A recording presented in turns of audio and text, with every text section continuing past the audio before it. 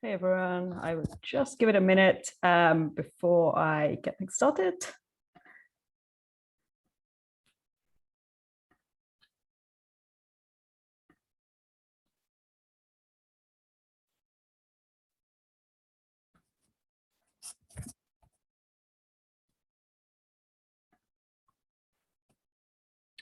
Okay, so welcome everyone.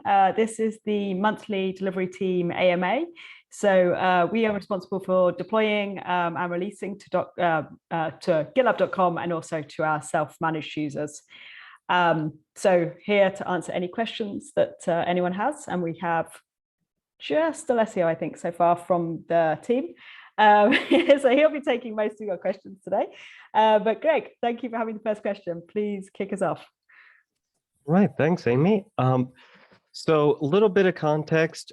Yesterday, I was trying to track down a strange behavior on GitLab.com SaaS, where it seemed if you were to try and import a project from a GitLab export, it would immediately 404, and it appears it was because the namespace ID was being set to undefined instead of actually being set to the proper number. And so I was trying to reproduce this, hunt down where the code change occurred and test on self-manage. And I found, as of yesterday, the GitLab.com SaaS is running 14.4.0 pre. And then the latest nightly release is 14.3.2. And it's released in Docker image form and Linux package form. I'm just wondering, how do the semantic versions of GitLab.com relate to our nightly release version numbers? Do you have any idea, Alessio? Yeah. Great stuff. I'll give it a try on this. So, yeah, this is a great question.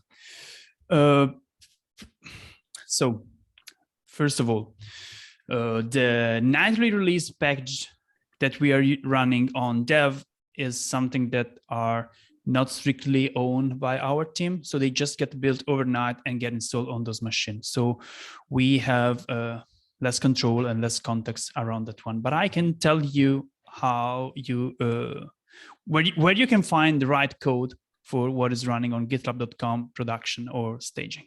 So this is kind of tricky. We were working through this actually this week.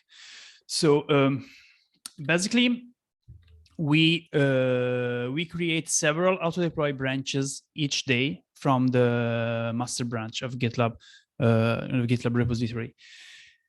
When we tag internally those auto-deploy branch, we are using a version which is measure minor. So basically the upcoming milestone, the milestone we are in. So it's always the non-released version of GitLab. And then there is a timestamp up to the minutes of when it was tagged. And then there is some information like the SHA for the GitLab rates version, the SHA from the omnibus package. Now, this is true if you are looking at the tags in the project, but if you look at the package version that you can see on the help page, I just noticed that you just see .0 pre because it's unreleased. Basically, what happens there is that on GitLab.com we are running unreleased versions. So the only useful information you have right there is the SHA. Now, there are several shatops commands that you can run to actually get what is actually running in GitLab.com, and gives you links to the auto-deploy branches where you can find that specific commit.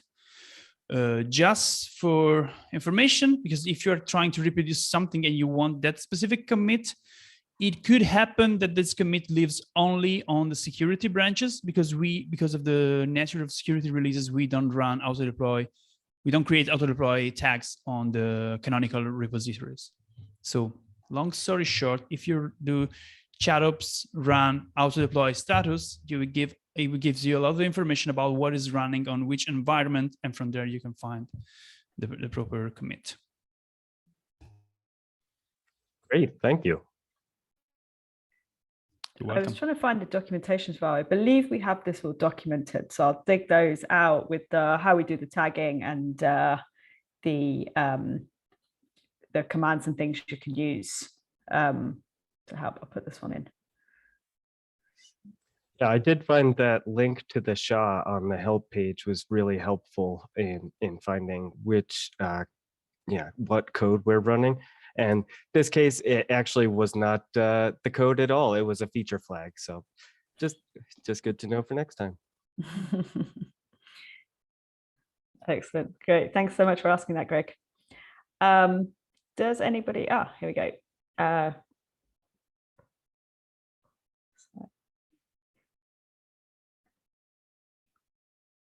Fantastic. Hey, Chris. So,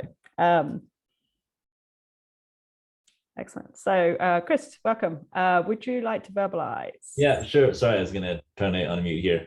Hi, everyone. Yeah, I'm relatively new to GitLab, about a month in, PM on the release team. I'm just curious. I've been meaning to talk to your team. You're definitely on my list to better understand how you currently use GitLab and potentially figure out what else we can build in the stage. But I'm just curious if you could give me an overall idea of what features you use currently and what others might you be interested in and so on. Yes, we certainly can. Do you want to have a go, Alessio? Yeah, I was going to ask. I have a surprise feature which I'll mention after we've told you about the official ones as well. So,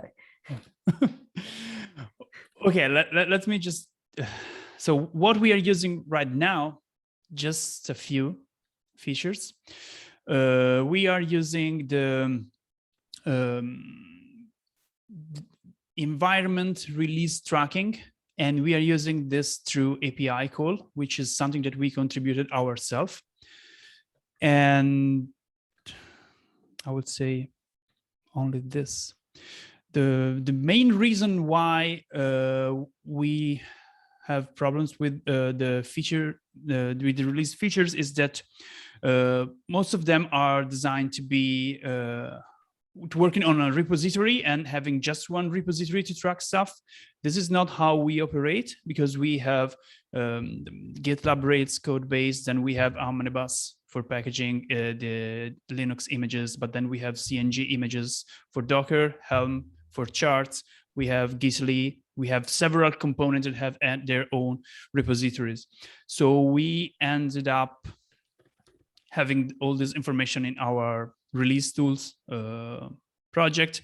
And from there, we are doing API calls for instance, when we track a release, we have to figure out in each project which commit are we deploying, did we deploy it, and send API calls to every project saying we deployed this in this environment and in this environment and this in this environment.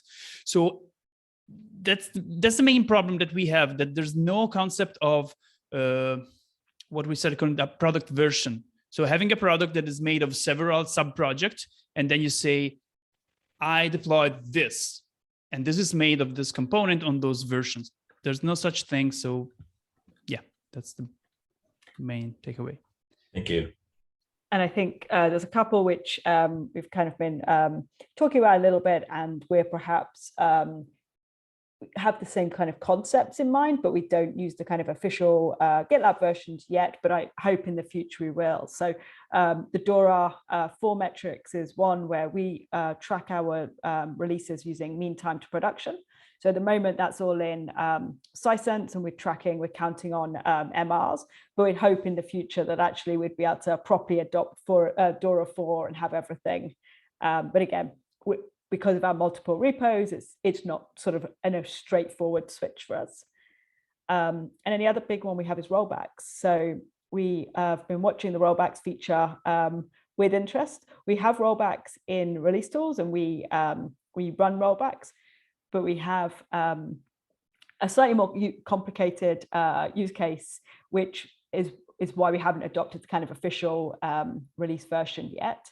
And the reason is because we still do a forward deployment as the product is built to support. But on GitLab.com, we actually have to reverse the pipeline. So we can't just rerun the same pipeline. we actually run a different deployment pipeline where we flip the order of the jobs to safely roll back on GitLab.com. So we're quite close to some of these things, but we haven't quite got to being able to adopt the product version of things. But I would actually add, Chris, I'm going to put some extra time into chat to you because I think we should work out a plan on some of this, because actually within delivery, we do have a kind of part of our kind of like mission and strategy is around getting more of our functionality into the product or taking advantage of more of the product features. So we're really, really keen to kind of collaborate with your team and how we can actually do that. Sounds great. Thank you. Okay, thanks so much for asking. Cool. Does anybody else have a question? Yeah, actually, I do have one. I'm curious about the Linux package build. If you could describe that to me. I mean, particularly, I'm interested, like, not only just how the build takes place, and it doesn't have to be, you could use, like, say, just Ubuntu as an example or whatever. But I'm curious about how it's built, and then the testing of the package itself to make sure that everything was completed properly. So this is very much owned by the distribution team. So they build all the packages for the different environments and test those. And then once the packages are kind of in existence, then delivery does the work to kind of coordinate the actual deployments out. So unless Alessio happens to have some specialist knowledge, I think, do you? I think this is can probably give some outside, hints, but yeah. So we basically triggered those projects that we call packagers to create a package with the information that we provide them, which means SHA of various components. And then we wait for them to do their job. And then we, as Amy mentioned, we continue the delivery from there. So I can tell you that we have two packagers. One is CNG for Docker images, and the other one is Omnibus for Linux images. The one so deb rpm package, this type of packages. So in that case, basically the packages are built with they're written with this Omnibus GitLab, which is a fork of Omnibus, which comes from the Chef project, I think. And basically it's a recipe system. The recipe are written in Ruby. They create a package that just check the status of the system, update what changed, and install packages, change configuration files and things like that. The recipe themselves have a testing suite, so they are the project, the repository itself is tested, as well as the images. This is as much as I can tell you about this. Okay, thank you. I appreciate that. So then you guys just get the finished thing then at that point. Okay. What I'll do is we can pass this over to distribution Mark so that we can ask for their input. They're unfortunately not on the call today, but we can certainly ask them to follow up and build out on our slightly lightweight answer. Okay, thanks for asking. Are there any other questions?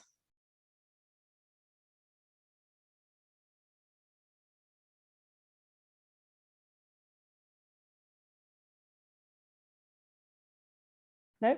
Okay, in which case, thank you all for joining us today and for asking all the questions. And please feel free to come and chat to us in G Delivery or Spirit Releases channel if you have release specific questions. Otherwise, thank you very much and enjoy the rest of your day. Take care. Bye-bye.